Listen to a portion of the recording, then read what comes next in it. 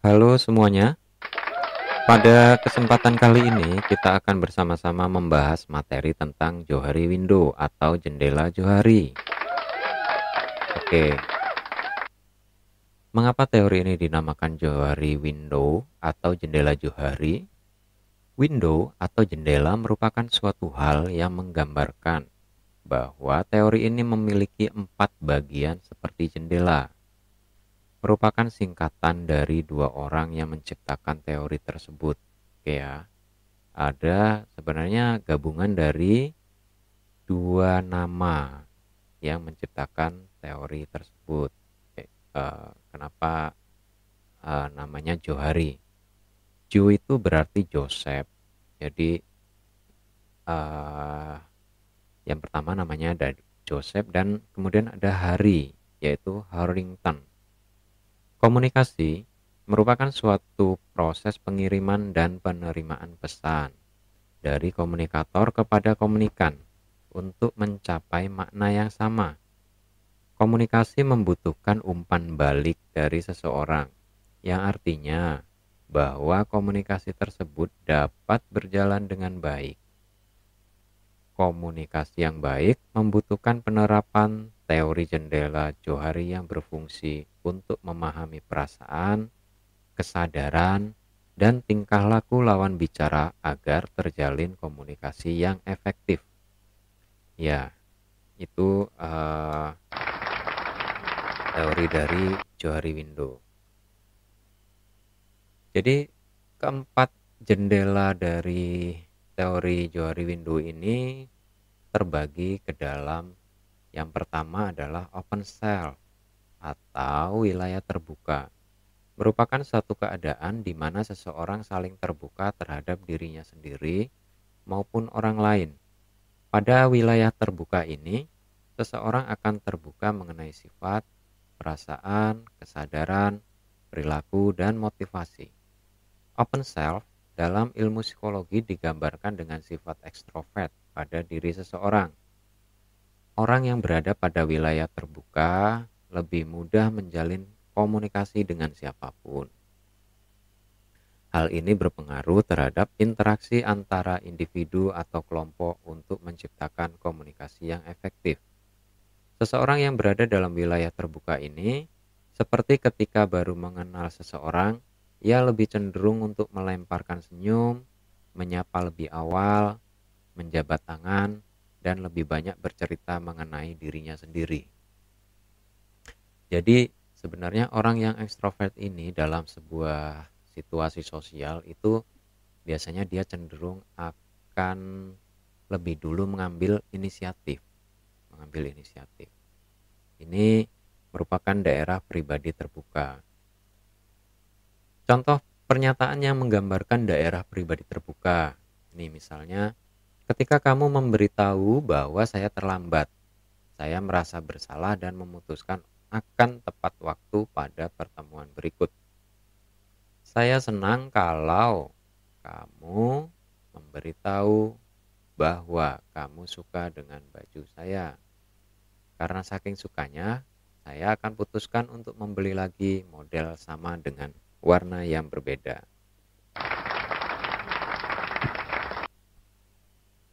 Kemudian ada daerah pribadi buta atau blind self. Blind self atau wilayah buta merupakan kondisi di mana orang lain dapat memahami sifat, perasaan, pikiran, dan motivasi seseorang, tetapi orang tersebut tidak dapat memahami dirinya sendiri. Wilayah buta ini sering terjadi dalam suatu interaksi manusia yang dapat menimbulkan kesalahpahaman atau permasalahan lainnya.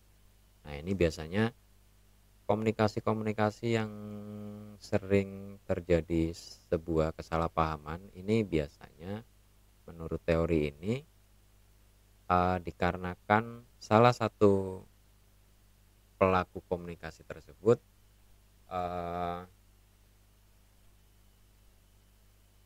berada pada pribadi atau blind self atau wilayah buta. Seseorang yang berada dalam blind self cenderung tidak dapat menciptakan komunikasi yang efektif. Nah, sehingga timbul berbagai permasalahan. Misalnya, orang yang biasanya bersikap sok asik ketika bertemu dengan orang baru. Nah, padahal dirinya sendiri merupakan seorang yang pendiam. Ia tidak dapat menilai dirinya sendiri sebagaimana sifat, perilaku, dan pikiran yang ia miliki, tetapi orang lain dapat menilainya.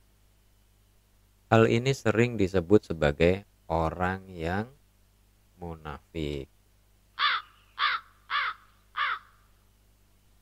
Selanjutnya, ini misalnya adalah contoh pernyataannya.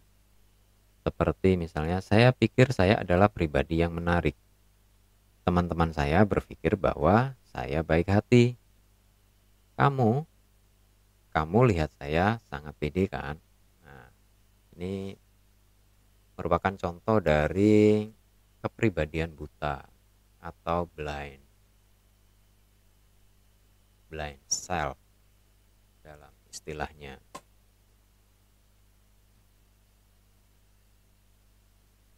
Selanjutnya adalah daerah pribadi tersembunyi atau hidden self.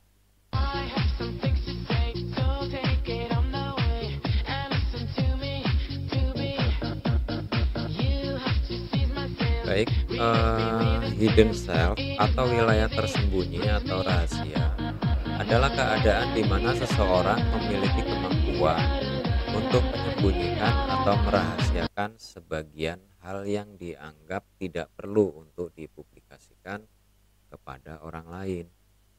Hal-hal yang dimaksud bisa berupa sifat, perilaku, motivasi, atau pemikiran. Misalnya, seseorang yang sudah bersahabat lama belum tentu dapat terbuka sepenuhnya ketika menceritakan kisah hidupnya, seperti masalah keluarga, masalah cinta, dan lainnya. Karena ada beberapa orang yang merasa malu, takut, atau kecewa apabila menceritakan hal tersebut kepada orang lain. Konsep ini terbagi menjadi dua, yaitu over disclose, yaitu seseorang terlalu banyak menceritakan rahasianya sehingga kemungkinan hidden self-nya lebih kecil. Hal ini membuat seseorang berada pada wilayah terbuka. Kemudian ada underclose, yaitu seseorang sedikit menceritakan rahasianya, tetapi hanya pada bagian-bagian tertentu, sehingga seseorang cenderung berada di wilayah rahasia. Kemudian ada contohnya nih, contoh dari pernyataan-pernyataan pada individu dengan kepribadian hidden self. Saya berharap ia tidak akan tahu bahwa saya adalah seorang peminum. Nah, ini memang orang dengan kepribadian seperti di kepribadian hidden self ini cenderung berusaha untuk menutupi kondisinya yang sebenarnya. Kemudian dia tidak akan pernah tahu bahwa saya pernah merobek baju kesayangannya. Ini contoh kedua pernyataan dari seorang individu dengan kepribadian hidden self. Kemudian daerah pribadi yang tak dikenal atau undiscovered self.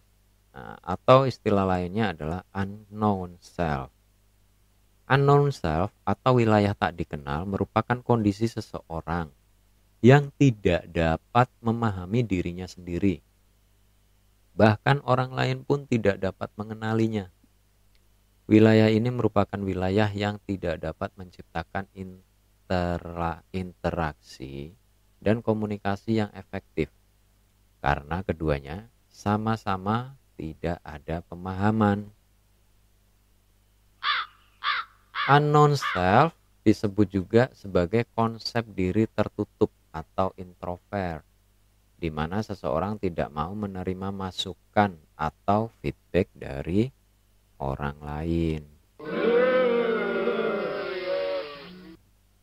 Nah, demikian penjelasan terkait dengan bagaimana konsep teori Johari Window ini sebagai salah satu teori komunikasi.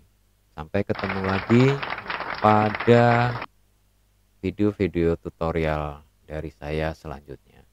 Terima kasih, sampai bertemu lagi dan wassalamualaikum warahmatullahi wabarakatuh.